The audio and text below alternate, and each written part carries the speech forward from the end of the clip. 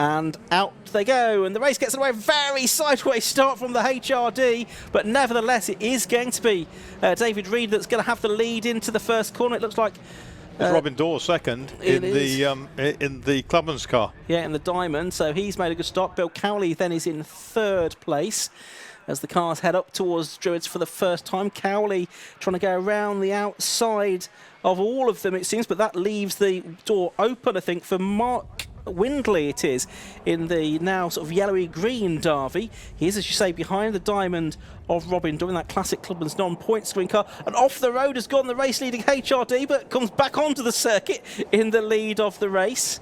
Cowley's lost out to Windley as well, I think, as they turn their way through Surtees and McLaren. Yes, he has. So Cowley down to fourth position overall.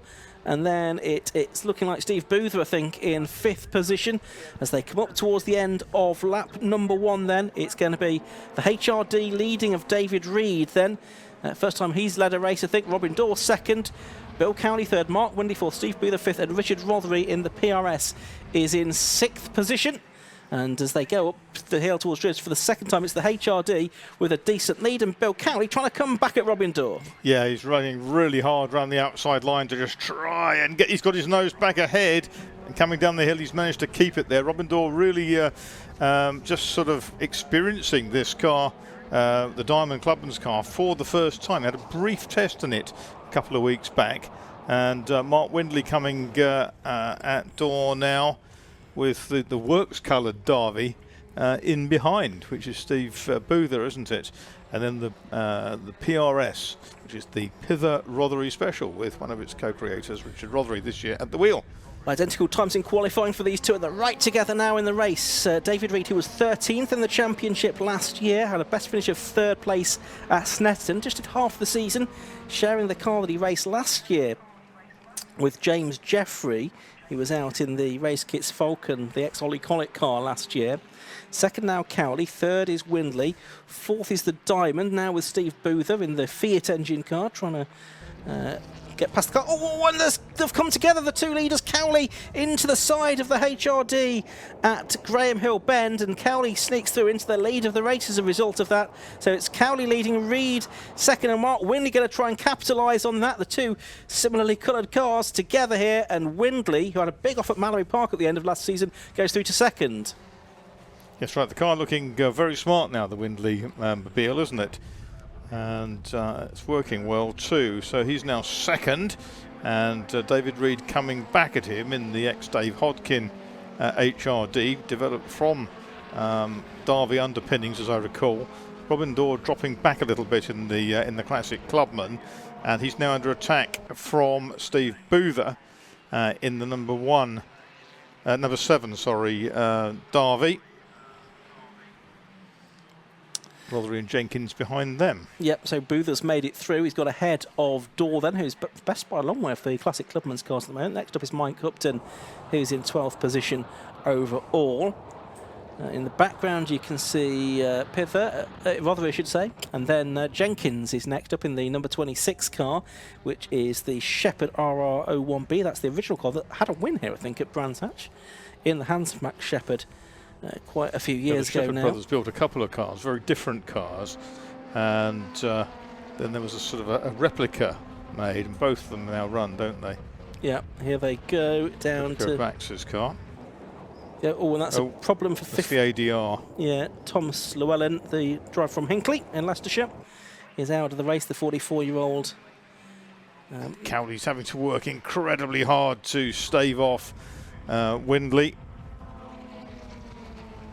This is a car that Windley's driving that's had enormous success in the hands of Peter Bove. He took many championships in this car in recent seasons. He won from 2020 to 2023 inclusive, I think, 3 of those in that car. The stranded car is on the outside of Surtees now. Yes, there's a black and orange flag for car 18 as well, which is Simon Gledall's DNC, which is smoking. Gledall in the ex-Mark Windley car that he campaigned previously. Yes, and now looking gorgeous in its new livery.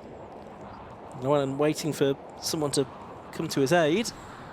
Just wonder if we might get a caution here, because that car is in a relatively exposed position.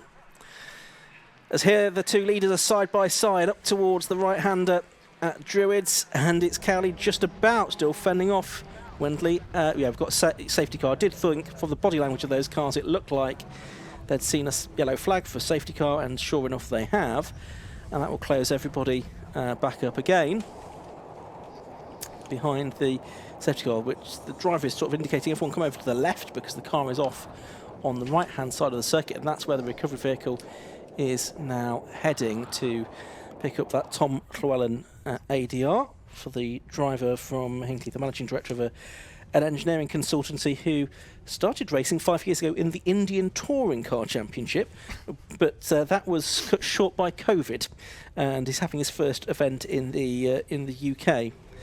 The car owned and run by Gavin Hardman, that one, but Gavin will have some work to do to get that back out onto the circuit tomorrow. Best lap of the race before the safety car was a 54.308 for Mark Windley, and lap record for these cars around here is a 52.26 set by Nathaniel Cooper, and that was way back in 2011 that Cooper set that time. So one of the more longer established lap records we have. In the end, we seem to be recovering that car using marshal power rather than the recovery truck, which is now just reversing into position, I think, to probably try and tow it off the circuit once the marshals have actually got it off the tarmac. But we're going to be at least one more lap behind the safety car here. Martin Kemp's working his way through the order, of course, having lost a couple of cylinder head studs this morning in qualifying. Change of manifolds, changed the pressures, and probably blew a gasket, and took the studs with it. Creator of the Raceparts Falcon cars. Yeah, although he's no longer building them, I understand. No, but the plans are available for anyone that wants to build one. But we also lost at the beginning of this race the 99 car as well of Peter Hackett, a 65-year-old from Stockport who started racing in 1978 in the ex-Colin Ralph Mallock 1975 car. So the car that's leading, Bill Cowley, you talked about the engines, going back to the early Austin 7 engines and chassis at the start of the 750 Formula. Well, this car was built in 1969 by his grandfather with an Austin engine, but with a very special valve gear. I think it was banned before they could actually use it because it was very advanced. But it has run in many guises and many colours over the years, and the family bought it back a bunch of years back. Remember Trevor Hegarty having it at one point, the late Trevor Hegarty, who ran the Penistone Hard Metals team, which ran in Formula 4 and Ford 2000, ran the late great Ian Briggs in that, and yeah, great to see this sort of car that if you squint from about the other side of the M20, it looks a little bit like a Ferrari P4, and it was red at one point with gold wheels.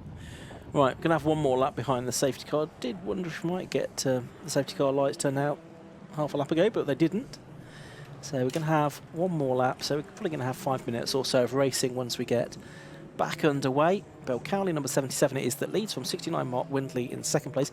Windley still in Class B, and within the 750 Formula, Class B isn't for a different specification of car, but it's for drivers who've not finished on the podium or in the top 6 in the main championship or won Class B in the previous 5 seasons as well. So Mark Windley, he's going to be a strong favourite, you'd think, for Class B honours this season.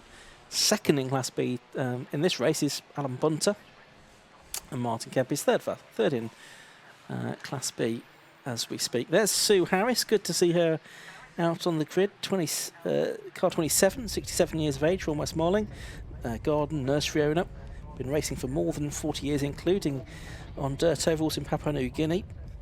Part of Imino Racing with husband Mick Harris, the 10-time champion of 750 Formula. So it's been Erno racing for a long time, hasn't it? It's been about something like 8 to 10 years, as Mick was saying to me this morning, since he last had the 877 out, but that's coming back in a very much revised form, hopefully by the middle of this season.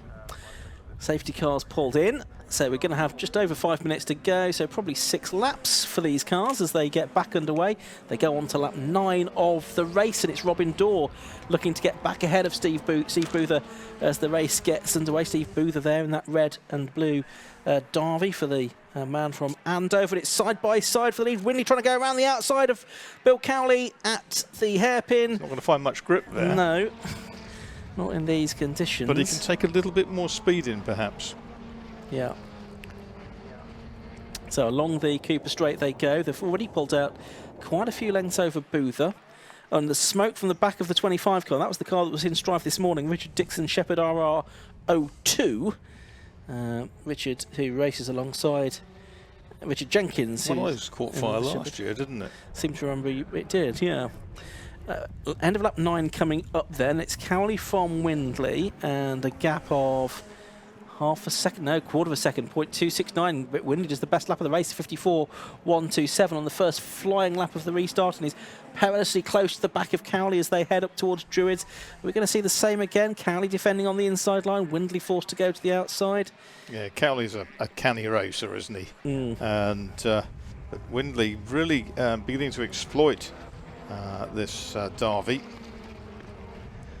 Cowley winner of the championship in 2017. He's won a number of races since then, not always done full campaigns, and did have sort of 2 or 3 years where he didn't race at all. He's still got the lead here though, as they go through McLaren and Clearways towards Clark Curve in the end of lap 10 of this race. Cowley from Doncaster, and Windley behind him is from Lincoln.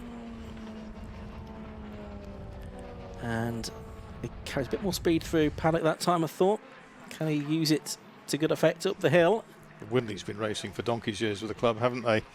Yes. Roger Windley. And now Mark. Roger, he built his own circuit, didn't he? That's right. On his premises. Yes, Tattersall Park, I think. Tattersall Park, that's right. Yeah. Into the pits comes, that's Martin Kemp, isn't it? Out of the race, I'm afraid, from third in Class B. Probably a legacy of this morning's overheat. It was a bit tight, wasn't it? It was a little bit tight. Involved there was number 35, David Winter, in the race kits Merlin, who switched from Mazda 7s to, and previously low cost, to 750 Formula this season. The 59-year-old property manager from Cambridge, who's been racing for 10 years. A car built by Martin Kemp. This particular one, number 35. Here comes Windley around the outside at Paddock Hill Bend, this time of Cowley, and he's got his nose in front and he's done it. Mark Windley goes through around the outside at Paddock. Great move. Cowley will try and fight back, but he can't do it at Graham Hill Bend. Wonderful move though from Windley. He broke into the 53s the previous lap. Yeah. 53.830 for Mark Windley, so he's the quickest driver on track. And he's forged his way to the front. Boother and Dorr, Rothery and Jenkins, Winter, Doherty, Unwin and Upton are the next group through. Dorr still leads the Classic Clubmans from Mike Upton, who was quicker in qualifying. And we're seeing there the 52 car, which is that of Roger Watton, his Mallet Mark 15, as they're absolutely side by side over the line. 300ths between them. We saw that at the end of the previous race as well. It's Cowley got back ahead. But not anymore, he's not. He's lost it out again. He is head over the line. And that, well, if you can do that when the checkered flag comes out, that's perfect. Doesn't matter if you're not leading by the time you get to paddock on that occasion, but he's behind again now. 53.628 now. Still a little bit off that sort of 52.2 for Nathaniel Cooper from 14 years ago. Cowley's in the 53s as well now, 53.7. And he's not given up without a fight. Bill Cowley ducks out of the slipstream.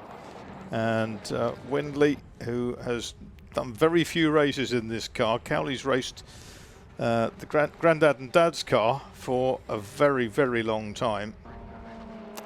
I think he's only done one race in this car, hasn't he, Windley, which was what he crashed out in at Mallory Park, which was the most incredible race, wasn't it? It was. Where we had 9 cars battling for the lead. Car's had a bit of a birthday since, hasn't it? Because it's looking the nicest it's done for a long, long time. Yeah, really, really smartly turned out. So Windley, Cowley, Boother, Dorr, Rothery. We're on to the final lap of the race. That's your top 5. David Winter in 35 crosses the line in 6th position. And we've had a few to the pits. Alan Bunter, the latest to arrive in the pits in the Shark. So we're on to the final lap then.